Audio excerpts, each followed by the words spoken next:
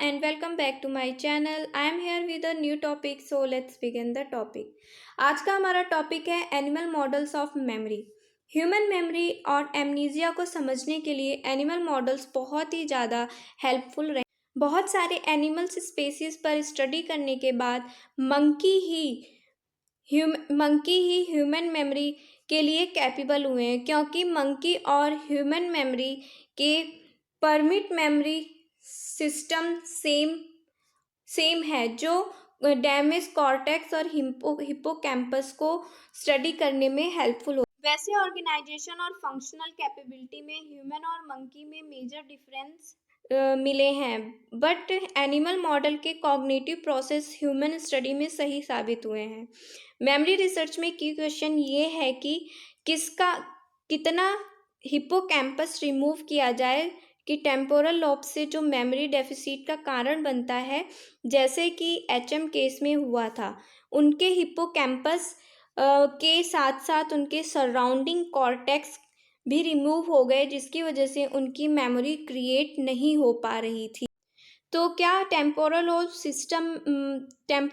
System में episodic memory involve होती है? एमिग्डाला एमनीसिया को इन्फ्लुएंस डेटा ये कहता है कि एमिग्डाला ब्रेन के एपिसोडिक मेमोरी सिस्टम का पार्ट नहीं है। इसका रोल इमोशनल और इमोशंस मेमोरीज को ही क्रिएट करना है। इनको वेरीफाई करने के लिए मंकी के मीडियल टेम्पोरल लोब को एमिग्डाला को सर्जिकली लीजन्स किए गए। लीजन्स मीन्स जो हमारे ब्रेन टिश्यूज होते हैं, जब वो एबनॉर्मल हो जाते हैं या डैमेज हो जाते हैं तो वो लीजन्स कहलाते हैं। तो लीजन्स किए गए जो मेमोरी लॉस का कारण थे। इन 1978 में मिशिगन ने national institute of mental health में हिप्पोकैम्पस या एमिग्डाला या दोनों हिप्पोकैम्पस और एमिग्डाला को मंकी के ब्रेन से सर्जरी के थ्रू रिमूव कर दिया। मिशिगन ने पाया कि मंकी की मेमोरी लॉस तभी हुई जब हिप्पोकैम्पस और एमिग्डाला में लीजन्स हुए। इससे ये पता चला कि एमिग्डाला मेमोरी में इम्पॉर्टेंट की स्ट्रक्चर है, पर ये डेटा फिट नहीं हुआ, क्योंकि आरबी केस में एंट्रोग्रेड एमनीसिया का कारण हिप्पोकैम्पस के न्यूरॉन्स का डैमेज होना था, ना कि एमिग्डाला का डैमेज होना। एग्जैक्ट पार्ट को समझने के लिए स्टुअर्ट जोला और उनके कलीग ने 1993 में university of California at San Diego में उन्होंने इस पर इन्वेस्टिगेट किया। उन्होंने मंकी के ब्रेन में लीजन्स किए जो एमिग्डाला और हिप्पोकैम्पस के बीच था, और उनके सराउंडिंग कॉर्टेक्स स्ट्रक्चर को भी लीजन्स किए। सर्जिकली लीजन्स क्रिएट किए उनके एंट्रोहेनियल कॉर्टेक्स में, पैरा हिप्पोकैम्पल जाइरस में और उनके सराउंडिंग नियोकॉर्टेक्स में, और पेरिहिपल कॉर्टेक्स में, जो ब्रॉडमैन के एरिया के अकॉर्डिंग 35 और 36 है। उन्होंने पाया कि हिप्पोकैम्पस और एमिग्डाला सीवियर मेमोरी तभी डिफिशिएट हो रही है जब उनके सराउंडिंग कॉर्टेक्स में लीजन्स किए गए। जब हिप्पोकैम्पस और एमिग्डाला में लीजन्स हुए बट उनके सराउंडिंग कॉर्टेक्स को छोड़ दिया गया, तो एमिग्डाला लीजन्स के प्रेजेंस और एब्सेंस से मंकी के मेमोरी पर कोई अफेक्ट नहीं पड़ा। एमिग्डाला एक्विजिशन को long term memory process support नहीं करता है।